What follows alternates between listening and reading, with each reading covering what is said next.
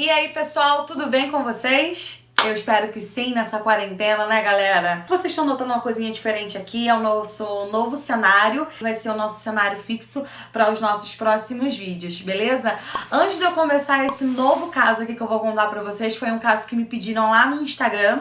Já se inscreve aqui no canal, ativa o sininho, me segue nas redes sociais e roda a vinheta.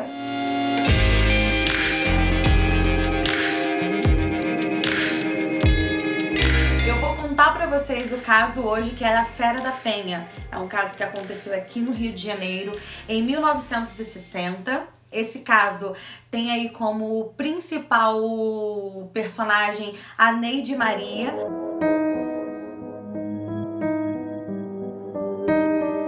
A Neide Maria tinha 22 anos, ela era uma jovem super solitária, morava com seus pais em Jacarepaguá, trabalhava como comissária no centro do Rio de Janeiro e ela era uma jovem que gostava muito de ler. Todos os dias, quando ela ia para o seu trabalho, ela sempre lia ali as escrituras, né, do Nelson Rodrigues, que era A Vida Como Ela É.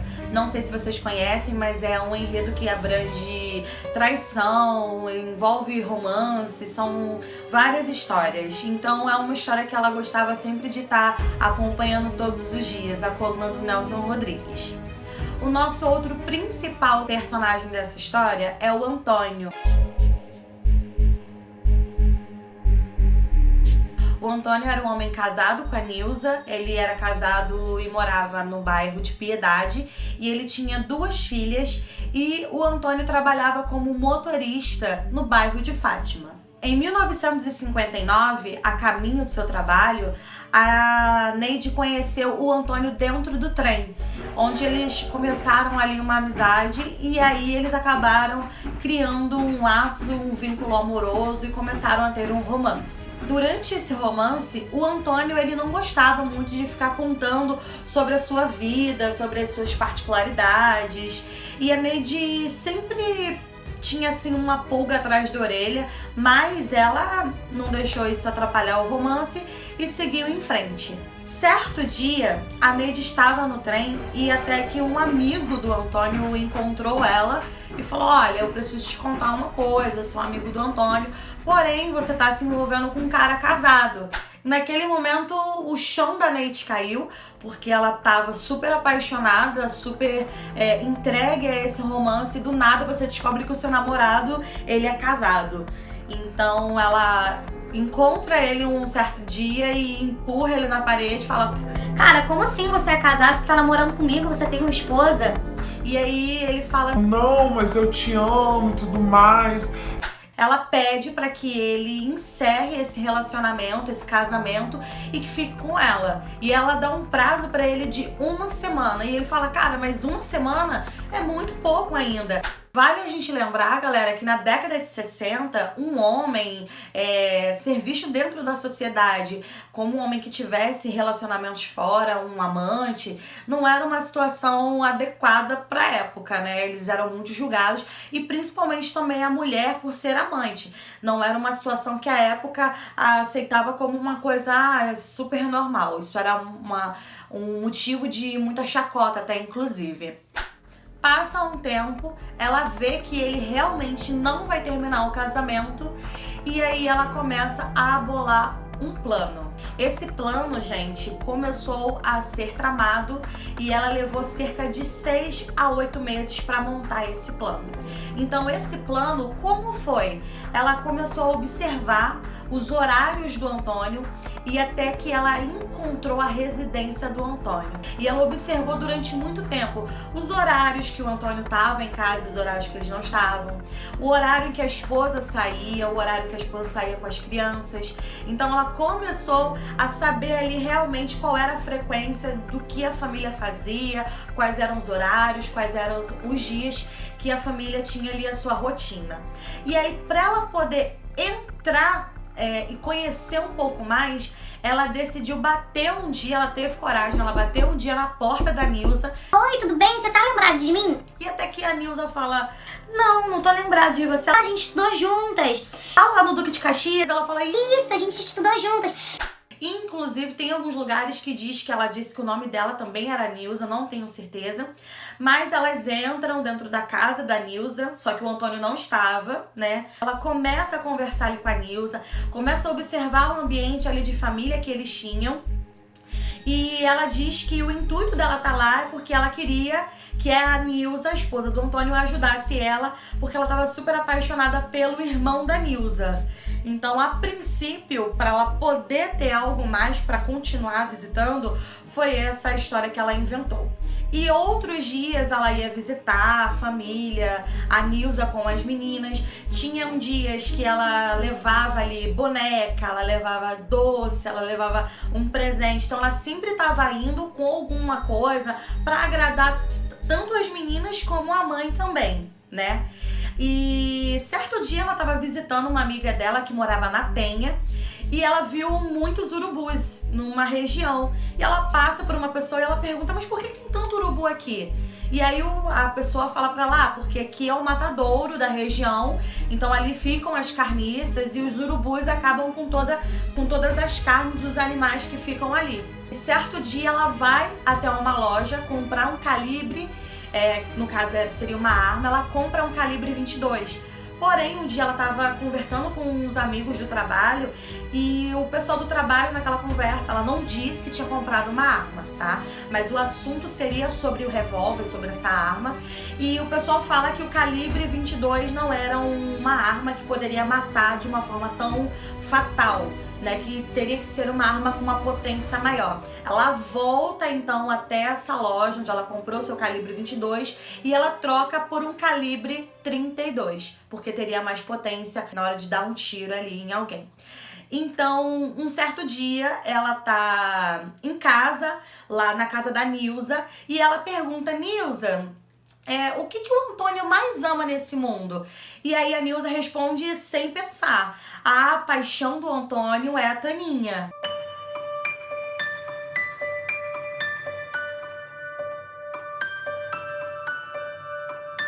Que era a filha do casal, que tinha apenas 4 anos nessa época, né? Até um estudo que foi feito depois, um psicanalista e perito também que examinou a Neide, quando essa história toda aconteceu, é como se na cabeça da Neide ela identificasse que a criança seria o obstáculo para ela poder estar junto do Antônio. Então, automaticamente ela pensou, se ele não tem uma filha, ele vai ficar comigo. Então, o foco dela seria, então, ali cortar de vez a menina da vida dela de uma vez por todas. Certo dia, ela está com o Antônio num quarto e ela vira pra ele e fala, Antônio, você realmente ama a sua esposa? Você realmente ama a Nilza? E aí ele vira super assustado pra ela e fala, a Nilza? Mas... E começa a interrogar, mas como é que você sabe que o nome da minha esposa é Nilza? E ela vira pra ele e fala, olha só, eu sei onde você mora, eu sei porque eu estive na sua casa, eu conheço as suas filhas, e se você não se separar... eu vou matar toda a sua família. Ela teve coragem de falar isso pro Antônio. Só que o Antônio, ele pensou que fosse só apenas uma ameaça por uma mulher que tava loucamente ali apaixonada por ele. No dia 30 de junho, a mãe, que é a Nilza, estava arrumando a Taninha ali para ir para a escola. Porém, a Taninha não queria ir para a escola nesse dia. Ela não estava se sentindo bem, ela não queria. Parece que já é um pressentimento de uma criança que está sentindo que, não sei, alguma coisa não ia sair bem naquele dia, né? E aí a mãe vai e deixa a Taninha na escola. Porém, nesse mesmo dia, qual era o plano da Neide? Ela ligou para uma vizinha, porque lá na escola onde na realidade não era uma escola, era uma casa onde as crianças ficavam, né? Onde tinha ali sua diretora, seus professores, porém não tinha telefone nessa como se fosse uma creche, não tinha um telefone. Então ela liga para uma vizinha, a Neide, se passando pela Nilza, se passando pela mãe da Taninha e fala, olha, aqui é a Nilza, você pode dar um recado lá para a diretora que eu não vou poder buscar a Taninha hoje lá na creche, eu vou pedir para uma vizinha minha ir buscar. E aí essa vizinha vai e leva o recado até a creche, né, lá. E aí quem vai buscar essa criança é nada mais, nada menos do que a própria Neide. Só que a Neide já vinha ela já vinha ali visitando a casa da Nilza, ela já conhecia as meninas. Então, quando a Taninha viu ela na porta da creche, não foi nenhuma pessoa desconhecida. Ela chamou até a Neide de tia e foi, né? A Neide pega a menina lá na escola e vai para casa de uma amiga que morava na Penha, perto daquele matadouro. E aí ela fica lá com a amiga, conversando, e a amiga até questiona, quem é essa menina? Ela fala, não, é só a filha de uma amiga que eu tô tomando conta. Em um determinado momento ali da conversa dela com a amiga, simplesmente ela pega uma tesoura do nada e corta a mecha do cabelo da Taninha e guarda dentro da bolsa.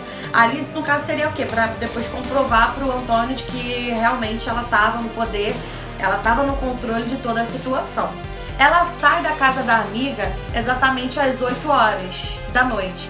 Porém, a Nilza já tinha ido até a escola e ela já tinha descoberto que a sua filha não estava. Então a diretora fala, eu entreguei a sua filha para a sua vizinha que você mesma pediu. E a Nilza fica super desesperada, ela entra em contato com o Antônio, eles vão até a delegacia, o Antônio já tem, inclusive, ele tem a suspeita de que a menina está com a Neide, mas ele não pode falar ali, né, porque no caso era a amante dele, e ele não queria alarmar essa situação. E aí quando a Neide sai da casa da amiga por volta das 8 horas, ali na região da Penha, ela passa num armazém, ela compra um vidro de álcool e a Taninha até pergunta, o que é isso? E ela fala, não, você vai ficar doentinha, isso aqui é que eu vou te dar um remedinho. E vai seguindo com a menina. Quando ela vai seguindo com a menina, ela chega até o matadouro, ela dá um tiro na Taninha, joga o álcool e taca fogo e vai embora.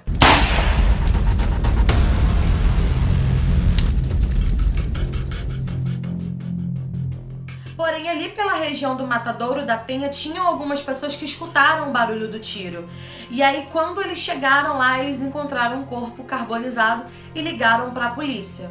E aí, a Neide chega em casa, super tranquila, como se nada tivesse acontecido.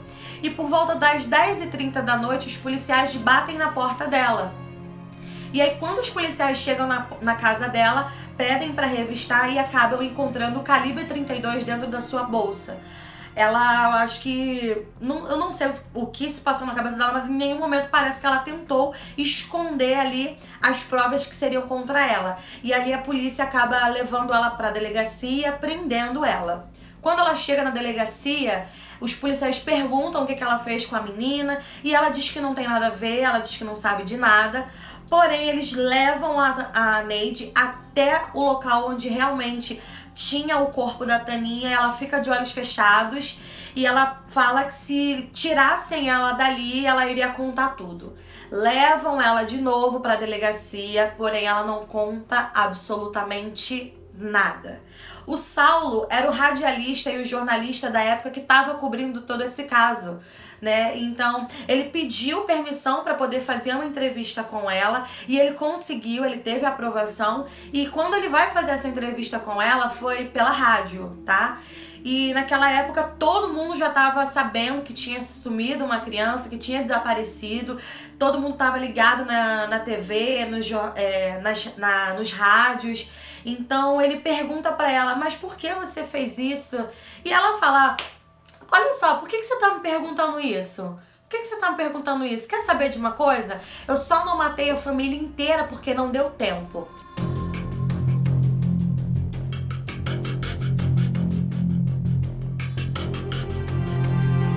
E ali naquele momento, todo mundo que estava ouvindo aquela entrevista pela rádio, o pessoal ficou super revoltado com tudo aquilo. As pessoas já estavam na porta da delegacia, inclusive pedindo para lincharem, pedindo para matar ela, algumas pessoas, gritando para que realmente ela fosse punida pelo crime.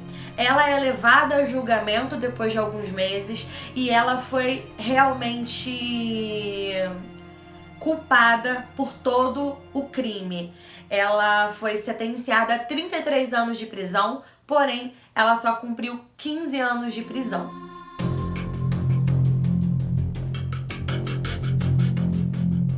Atualmente, ela mora no Rio de Janeiro, na Zona Norte. Ela não fala com vizinhos, ela mora sozinha, ela não fala com ninguém e ela só vai à rua realmente quando precisa.